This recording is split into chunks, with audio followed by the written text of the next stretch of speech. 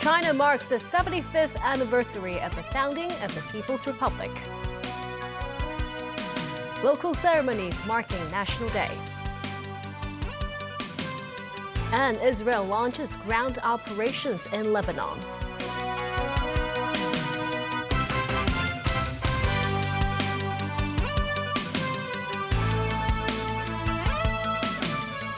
Good evening and thank you for joining us.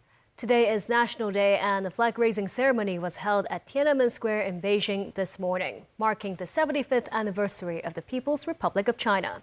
The square was filled with over 100,000 visitors and tourists eager to witness the occasion. Sakura Ib reports. The flag-raising ceremony started at around 6 a.m. as soldiers sound their clarions.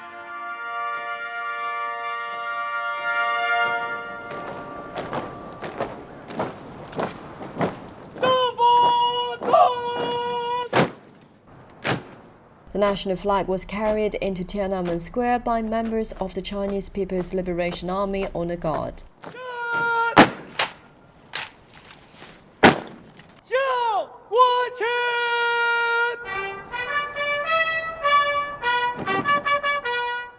Thousands of spectators gathered in the early hours, eagerly awaiting the moment the national flag was raised.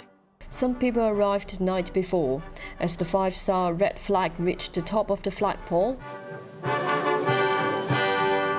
Pigeons and balloons were released into the sky, while attendants waved national flags with pride.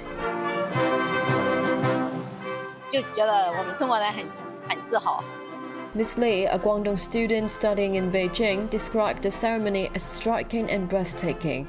She and her friends arrived at 8 p.m. the previous night and sat on the ground throughout the night after their mat was confiscated. The week-long National Day holiday began today in mainland, attracting tourists eager for first-hand experience in the capital. Many visitors plan to explore Beijing's iconic attractions such as the Forbidden City, the Great Wall and the museums. After the ceremony, a lot of tourists and citizens stay here to take pictures with the large flower basket behind me at Tiananmen Square to celebrate the National Day. Sakura, TV News, Beijing. Here in Hong Kong, top government officials, representatives of mainland organizations and various sectors in the city attended flag-raising ceremonies to mark National Day. Speaking at the reception afterwards, Chief Executive John Lee said the city must make use of its advantages to further contribute to the nation. Timothy Lee reports. Disciplinary forces marched in formation as the SAR government held its flag-raising ceremony at Golden Begonia Square in Wan Chai this morning.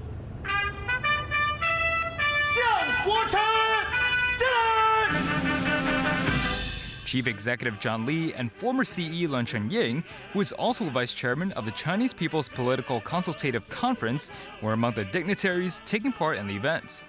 Also in attendance were representatives of mainland organizations in Hong Kong, former chief executives Donald Tsang and Carrie Lam, senior SAR officials, and members of the executive and legislative councils.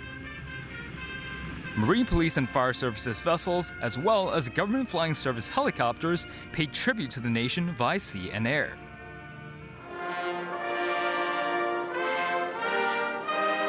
Speaking at a celebratory reception held at the Hong Kong Convention and Exhibition Center later in the morning, Chief Executive John Lee noted the significance of this National Day. He said it was the first National Day after the city completed the historic tasks of Article 23 legislation and improving governance at the district level. Lee said as Hong Kong's economy is undergoing a transitional period, the city must seize opportunities, take advantage of its strength, and contribute to the motherland. Meanwhile, Zheng Yanxiong, director of the Central Government's Liaison Office in Hong Kong, and members of the office also held a flag-raising ceremony at their headquarters in Western at 7 a.m. And a flag-raising ceremony was organized by the Office of the Commissioner of the Ministry of Foreign Affairs in Hong Kong. Besides governmental organizations, some local youth groups performed special National Day marches symbolizing the date of October 1st and the number of 75.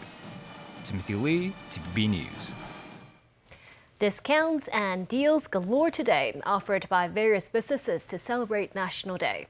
Reduced prices in not just eateries and retail shops, but also hotels, cinemas, and transport facilities. Promotion campaigns citywide to mark the 75th anniversary of the People's Republic of China. Discounts on offer at more than 3,600 retail shops and restaurants. This chain supermarket is selling crackers at 30% off. Like here, before we only buy one or two. Today we buy like five of them. I think it's about 20% to 10% cheaper. Like the coffee. Because it also save our money, and then there's of course we are quite enjoy of this holiday. Yeah. It is not easy. This is something we offer so that everybody, Hong Kong citizen, mainland citizen, and even tourists to come and enjoy the celebration with us, so that they can go shopping, go eating, and enjoy themselves. Chung also said they are not estimating the exact revenue generated from the campaign, stressing that the goal of the discount scheme is to celebrate National Day. Discounts and deals at wet markets and stalls as well. Many products sold at just 75% of the original price, symbolizing the 75th anniversary of the founding of the People's Republic of China. This chain restaurant also offering 30% off for patrons. Its manager said business increased by around 50%. Some restaurants even plan to continue the discount campaign for 1 month. Moviegoers today treated with half-price tickets as well. The citizen hopes such discounts can be extended to Ocean Park and Disneyland. The MTR2 offering a 25% fare discount for every ride. That includes cross-boundary trips. Passengers can enjoy the discount using their Octopus cards on the MTR network, light rail, and MTR bus services. That applies to seniors with a $2 concessionary fare as well, meaning they can enjoy the ride with just $1.50. Children can even take free bus rides on most routes. Tram rides, free of charge for all the entire day. 2-star ferry lines between Tsim Sha Tsui, Wan Chai, and Central free of charge too for 3 consecutive days. More than 160,000 mainland tourists had entered Hong Kong as of 4 this afternoon, with most taking advantage of the Golden Week holidays. Many visitors said they would like to watch tonight's fireworks display, but would either leave the same day or stay just one night. Scores of tourists could be seen arriving in the city via high-speed rail at the West Kowloon Station. High-speed train services between the city and the Beijing West and Shanghai Hongqiao stations have also been increased to facilitate the increase in passengers. This as Lowell Port remains the busiest border crossing today. In Thailand, a bus carrying young students with their teachers caught fire in suburban Bangkok today. 25 of those on board feared dead. The bus was carrying 44 passengers from central Uthai Thani province to Ayutthaya for a school trip when the fire started around midday in the northern suburb of Pathum Thani. Officials said the number of fatalities has yet to be confirmed, but based on the number of survivors, 25 people are feared dead. Prime Minister Paetongtarn Shinawatra offered her condolences in a post on social media. She said the government would take care of medical expenses and compensate the victims' families. Israel has sent some ground forces into southern Lebanon in a major escalation to the conflict in the Middle East. The Iran-backed Hezbollah group has vowed to engage Israeli troops on the ground despite recently suffering a series of blows, including last Friday's killing of its leader Hassan Nasrallah. Israel continued to launch airstrikes against southern Lebanon, parts of the capital Beirut and the eastern Bekaa Valley. U.S. President Joe Biden has called for an immediate ceasefire. Nasri Karim with more. This is the aftermath of an Israeli airstrike on a Palestinian refugee camp. But this is not Gaza. This is southern Lebanon. This is Ain al-Hilwa, the largest of Lebanon's 12 camps for displaced Palestinians. 6 people, including 3 children, died. Among them was a son and daughter-in-law of Munir Makta, a senior official of the Palestinian Fatah group who was the target of the strike. His fate is unknown. The Middle East conflict is gradually moving to Lebanon as soldiers of Israel Defense Forces Elite 98th Division prepare to cross the border in northern Israel. The IDF said its limited, localized and targeted ground operation is the latest phase of its campaign to neutralize Hezbollah in southern Lebanon. The ultimate goal is to allow tens of thousands of Israelis to return to their homes in the north after they fled the area in the wake of the October 7th attacks. Israel hopes these airstrikes on Lebanon can maintain its military momentum after some stunning successes over the past few weeks. These include the remote explosion of thousands of pages and walkie-talkies used by Hezbollah operatives, and Friday's killing of Hezbollah leader Hassan Nasrallah, as well as several of his group's top commanders. A ground operation, though, takes the IDF into Hezbollah territory, where their fighters have intimate local knowledge of the terrain and conditions. The group's deputy chief, Naim Qassem, said Hezbollah fighters are ready to engage Israeli troops. US President Joe Biden was asked if he was aware of Israel's plans and if he was comfortable with it. I'm more aware than you might know, and I'm comfortable with them stopping. We should have a ceasefire now. Thank you. Israel last week rejected a US and French proposal for a 21-day ceasefire to negotiate peace. Around 1,000 people have been killed in Lebanon over the past few weeks. With growing fears of an all-out war, many Lebanese are evacuating their homes. These people are trying to seek refuge in Syria. The governments of Germany and Bulgaria have sent planes to Lebanon to get their citizens out. 89 Bulgarians returned to Sofia on Monday, with more on the way. The European Union's Josep Borrell said an all-out war must be avoided. Arms should now be silenced, and the voice of diplomacy should speak and to be heard by all. The sovereignty of both Israel and Lebanon has to be guaranteed. Nazvi Karim, TVB News. And still ahead, and fireworks display over Victoria Harbour later tonight.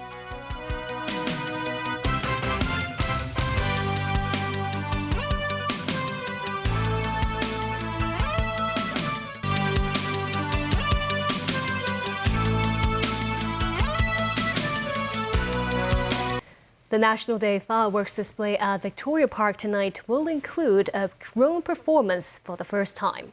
Scores of residents have already made their way to the Tsim Sha Tsui promenade to save the best spots. The fireworks display is set to begin at 9 p.m. and will last for a total of 23 minutes. The performance will be split into 8 scenes and incorporate elements of bamboo leaves, symbolizing the recent arrival of giant pandas to the city. A 5-minute drone show will feature images of the number 75 as well as pandas. This after a drone show at the West Kowloon Cultural District was cancelled on Monday night because of technical issues and replaced by pre-recorded images.